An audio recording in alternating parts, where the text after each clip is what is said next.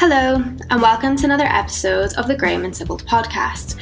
Today I'm going to be speaking to Graham Sibbald's very own Peter Seymour to talk about the impacts of the ongoing pandemic on the hospitality, tourism and leisure sectors in Scotland. So sit back and relax and enjoy today's episode of the Graham Sibbald Podcast. Welcome to the Graham Sibbald Podcast. We are here today with Peter Seymour, who is an Associate and Head of Hotel and Leisure at Graham Sibbald, based within the firm's Glasgow office. Hello Peter, how are you? I'm very well, thank you. How are you? Yeah, I'm good. Can't complain. I think maybe a good place to start is if you could tell us a little bit about your role within Graham Sibbald. Absolutely, yeah. So I head up the Hotel and Leisure agency department within Graham and Sibbald. Predominantly, we're involved with the acquisition and disposal of businesses which have an asset such as a heritable interest in a property or the leasehold interest in that property. Mainly these businesses are licensed in leisure, so they focus on serving customers either through restaurant, cafe, bar or hotel use. So obviously with COVID happening, we've all seen on the news about pubs closing and restaurants being unable to operate out with set hours, and the hospitality sector has really been affected. Can you recap for us what's been happening over the last sort of 6 to 7 months? Yeah, sure. So obviously COVID came out of the Far East and was announced as a pandemic during March. With the UK government putting the UK into a forced lockdown on the 20th of March. Now that was not the full lockdown, but just when pubs and bars were asked to cease trading. Since then, they've been shut for around 158 days during this calendar year, which is obviously a considerable amount of time not to be able to be open and trading. Various grants were announced during the initial phase of lockdown, and since the businesses were allowed to reopen in July and then closed again, subsequent smaller grants and one-off funds have been given to the trade, but they are a drop in the ocean considering over a third of the year has been completely shut without any ability to drive turnover. And with all that happening, do you expect to see an increase in the number of hotels coming on the market? And do you think that investors out there are still looking to buy or take properties on as development opportunities? I think we're lucky. We deal with a wide range of assets for acquisition and disposal. So we are seeing significant interest across a multitude of different types of businesses at the moment. In fact, we've just put 2 or 3 different businesses under offer, and I've got several transactions looking to settle at the moment. So are there purchasers or tenants out there? Yes, absolutely.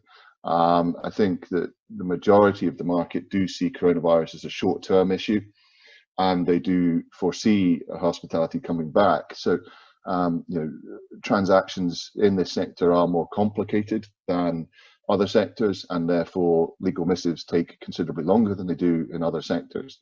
And therefore, anyone considering taking on a opportunity right now is unlikely to actually get legal control of the asset until the early part of 2021 anyway. So yes, there is definitely people forward looking and that. And then in the development side of the market, I think that there is going to be an opportunity for purchasers to take on hotel assets and reposition those assets. Unfortunately, cash flow within the restrictions that we discussed earlier has affected a lot of operators, and there are operators out there who have got to the limit of what they can afford or are willing to borrow to survive this. Now they may be coming towards the end of their careers anyway. They may have wanted to retire and have just not taken that decision until this hurdle came along. But we are seeing hotel operators in small to medium-sized groups looking to acquire distressed assets to convert them back into hotels. And I do think we'll also see canny operators acquiring hotels to convert them to and in flavour of the month is student accommodation. But they'll also, any building that fails generally gets reused somewhere along the lines, and I think that will continue. One of the other things that we've kind of seen emerge out of COVID is the rise of staycations. Obviously, people, there's been limits on the travel industry. You published an article earlier this year about the North Coast 500. What are your predictions for the hospitality and tourism industries in Scotland? I think there's a real dichotomy in Scotland at the moment. One of the silver linings and the positivities has been the staycation market.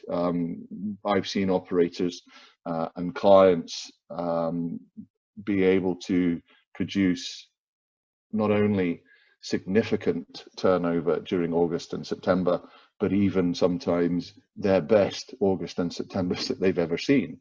And that's with social distancing, with restrictions on capacity, because after lockdown, I feel that there was a significant percentage of the population who were desperate to get out, be social, be able to enjoy the ambience and the setting of eating in a restaurant or staying in a hotel. And as we cover the whole of Scotland, we do have a lot of clients up and down the West Coast and around the North Coast 500. And those operators have seen the ability to drive significant levels of turnover, but room rates have been affected, mainly because the city centres on the other side of it have really struggled. And so room rates in city centres have been affected considerably. Occupancy, within city centre locations that's at an all-time low. I've heard occupancy sitting at somewhere between 3 and 5% for some of the city centre hoteliers, and so their room rates are considerably lower, and therefore that is pulling down some of the operator's ability to drive a normal room rate from the occupancy that they are getting. There is also a difference between international travellers and their ability or willingness to spend and UK-based travellers, which does have an impact on profitability. But all in all, valuations within and around the North Coast 500, for example, have remained largely steady. We've got 4 or 5 transactions going on up there at the moment, and they were valued pre-coronavirus and post-coronavirus within the last couple of weeks, and all the valuations have held. The deals do look like they're going to conclude, and that I think will be a good shot in the arm for the sector and the rural hospitality. Where the city centre goes in the future, that's going to be a much tougher road to recovery. International tourism, international corporate travel is at an all-time low and is unlikely to return for a number of years, and therefore there will be a pull down within the footfall of city centre hospitality. The cafes, bars and restaurants that service all of these visitors will also therefore be affected, and I think we need to see a vaccine. We need to see some sort of medical treatment for the virus in the next 3 to 5 months to allow the cities to somewhat recover next year in any regard. And if we continue to see further lockdowns in Q1 of 2021, then I think there will be some significant losses made in terms of operators shutting and not being able to survive, and without further support get through to normal trading levels next year. You kind of mentioned there how in rural areas things have sort of remained steady, but how city centres have been affected. I know we've seen places like Gleneagles have shut, or the St Andrews Old Horse Hotel have shut recently. And obviously you're based in Glasgow, which has just entered Tier 4, which has seen everything kind of shut down again. What advice would you give to people that are looking to open a pub or restaurant or a hotel or a cafe in this current time? I mean, the key thing to look at is knowing your business. What Gleneagles will have done internally is look at the cost of being open and trading with an unknown ability to trade and an unknown turnover level, and therefore the losses that they may incur by having their doors open and no customers, versus if we mothball the operation now, we have fixed costs, but we know what those fixed costs are between on a monthly basis. And one of my clients up in the North Coast, for example, he has a 15-bedroom hotel, and to be open and trading, his losses could be unknown. Whereas if he shuts his doors and closes, he knows he's going to lose 10 grand a month. So he is taking that step because it's a known factor. He is estimating it's going to cost him around £100,000 to keep the property ready to trade, but mothballed until March 2021. Whereas if he was open, with the cost of staffing it, the cost of heat, light and power, and stock that may or may not get used and therefore may or may expire, he could be looking at significantly higher losses. And at the moment, the ability for, or the government's ability to support these businesses is just insufficient. The one-off grants total some £4,000 at the moment, and these guys are losing 2 or 3 times that every month. So I think what advice would I do is find a way to survive. This virus is not going to be the end of hospitality in Scotland. I think that there will be visitors. We have 4 or 5 assets that no other country in the world has. We've got whiskey, golf. We are the home of golf. We have a lot of heritage and a lot of scenery that puts us on the map for international and UK-based travel. And I think that if we can get through to March next year, when there may be, we may have been able to control this phase of the virus, this lockdown, and if we can do that, then I think the level of normality will return in March next year. And if that can be piggybacked onto a vaccine that's being rolled out across the country, then perhaps this is the last wave that we have to deal with, and one would hope for that.